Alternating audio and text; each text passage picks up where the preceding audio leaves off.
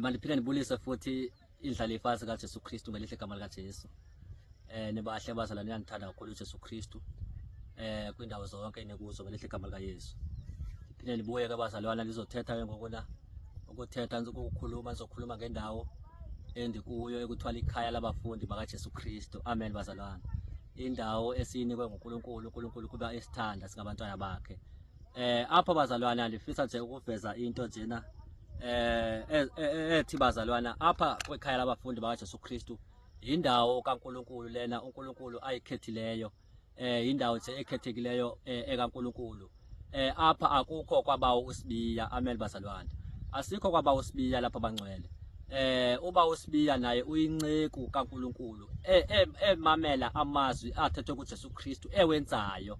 So indawo esikuyo akuyonto ba yindawo ekuthiwa kwabawo usibiya, indawo ekuthiwa indawo kaSibiya. Hayi bazalwana, uba uSibiya akanaso isibindi sokubana angabiza abantu kwindawo ngendawo ezihlukeneyo azobabeka kwakhe. Akanaso sosibindi uba uSibiya bazalwana.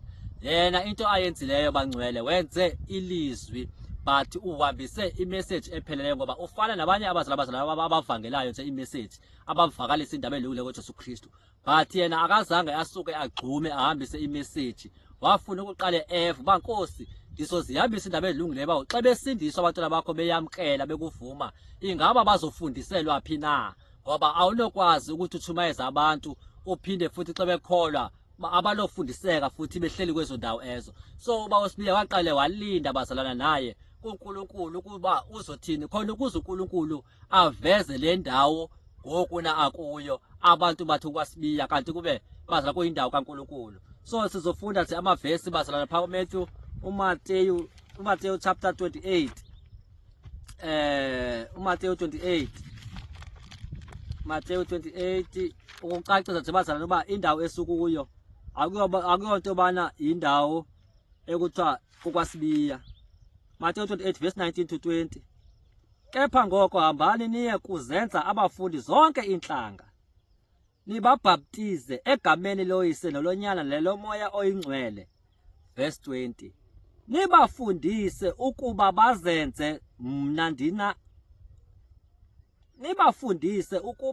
bazenze zonke izinto endiniyalele ngazo. Niyabona mna ndinani yonke imihla kude kube sekuphelisweni kwephakade eli. Ngundikhoyo kwebazalwane leBhayibhile ndisiphetheyo apha. Uthi nibafundise ukuba bazenze zonke izinto. So ngesikhathi abantu ukuthi abafundiswe bazofundiswa bephi? Uzobafundisela phi? Uzohamba uba uSibiya ushumayela imessage le, but xa seyishumayela abantu beguquka bazofundiselwa phi? So yindawo ke lena bazalwana, nalapha ubaba uSibiya akayanga bantwini azothi yizapha. No, ngumntu ohlatywe ilizwi likaThixo walikholwa abona uba eneneni liyiyo. Amen bazalwane. So uba uSibiya akanasibindi sokubiza abantu sokudotsela abantu, and naye ubaba uSibiya ngumntu naye ozidelileyo. Naye udelile washiya ifamily zakhe washiya abantwana bakhe bazalwane, wazidela ngenxa kaJesu Kristu. Akukho kwakhe lapha. And enye into futhi, njengoba silapha sisonke bazalwane singabazalwane, akuyonto ukubana siphansi komthetho, siphansi koxinzelelo wokubana umuntu ndingayibeka njani, asikho phansi koxinzelelo mhlawumbe phansi komthetho kabawo uSibiya into yokubana uzokwenza kanje umuntu akagoduki. No bazalwane, asikho phansi koxinzelelo apha. Sihleli ngokonwaba, sihleli ngokukhululekileyo, sonwabe kakhulu ngoba ngani siyazi uba usuku nosuku sifunda ngoJesu Kristu oyinkosi ongumsindisi.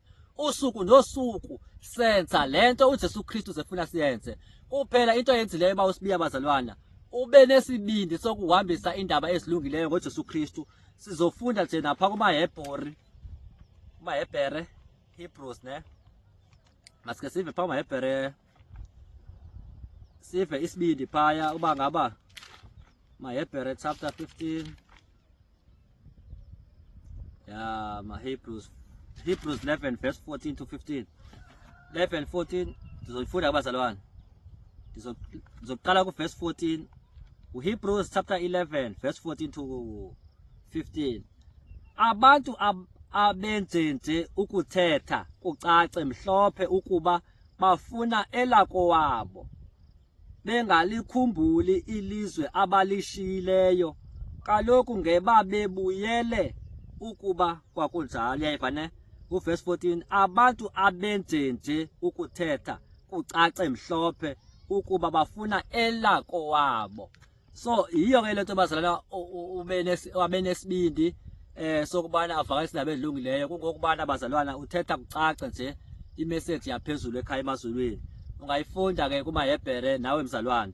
Enye into ke futhi uJesu Kristu into ayifunayo singabantwana bakhe yileyo ukubana simdumise usuku nosuku sithembele ngaye. Asinalo usuku lokuthi lusuku lokubana siyoyidumisa ngenkosi yethu kuJesu Kristu. Amen bazalwana. Ngoba le ndawo lena kuyindawo kaNkulunkulu bazalwana ayikhethileyo. Akanothi uba uSibiya xa ehamba lapha ethathwa uNkulunkulu embeka kwenye indawo asigxothe lapha thambani ngoba naye akukho kwakhe lapha. Akanoyenza into akanalo elungilungelo lokwenza into. Naye usibawa uSibiya kungokwakhe nje yena ngokwakhe nje yena akazi kwanto kuphela uvumele ukusetshenziswa inkosi yethu kuJesu Kristu. Amen bazalwane. Ngoba le ndawo lena bazalwane indawo kaNkulunkulu. Sizofunda pha kuGenesis 28, masimfunde futhi nayo uGenesis 28 17 to 20. Uba nje bucacile ba indawo kaNkulunkulu lebazalwane. uGenesis 28 verse 17. Soqala uverse 17 to 17 siyoma 19. Wangenwa luvalo kwa oko wathi hayi ukoyikeka kwayo le ndawo. Wangenwa luvalo kwa oko wathi hayi ukoyikeka kwayo le ndawo. Yindlu kaThixo le, lisango lezulu eli. Lisango lezulu eli. Verse 18. Wavuka kwangentseni uYakobe wathatha elo litye wayeqamele ngalo wenza ngalo isikhumbuzo waligalela amafutha. Verse 19. Wathi lo ndawo yiBheteli, kodwa ke isixeko salapho kwakusithiwa yiLuzi. Yayiva ne? Igama lelo ndawo latshintsha igama kodwa yiBheteli andithi ne? Emveni konke ngolitshintshile kahle kahle igama lelo ndawo zengayobheteli zekuyiLuzi. Lento yenzeke lapha ke bazalwana ekhaya labafundi bakaJesu Kristu. Ikhona isigodi sinegama lazo kodwa uJesu Kristu yenyule le ndawo makube yiBheteli indawo yakhe engcwele apho kuzohlangana khona abantwana bakhe. Amen bantu bakaThixo. Ukugxininisa lilungise akukho kwabawoSibiya. Lapha futhi sifundiswa ngumoya engcwele nabawoSibiya uyahlala nje phansi akamamele umoya engcwele uthini ngabanye abantu bazalwana. Uzifanele nje nabantu bonke nje naye bazalwana. Akho nto angcono ngayo, akho nto abhetele ngayo. Amen bazalwana. Indawo kaNkulunkulu lena bazalwana engcwele, indawo kaNkulunkulu ekuthiwa yiBheteli ayekhethileyo uJesu Kristu inkosi ngumsindisi uba simdumisele kuyo usuku nosuku bazalwana.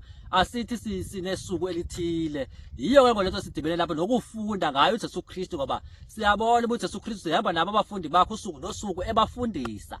Amen bazalwana. So yilento silapha kwesifunda ngoJesu Kristu oyinkosi yethu ngumsindisi. Sidele konke kuyizinto zase South Africa into zelizwe. Sifile kuzo. Siphumile kwezinye inkosi. Silawula inkosi yethu nguJesu Kristu ngoku nakuphela yona yodwa geleke sithembele ngayo hayi enye into. Amen bazalwane inkosi nisikelele.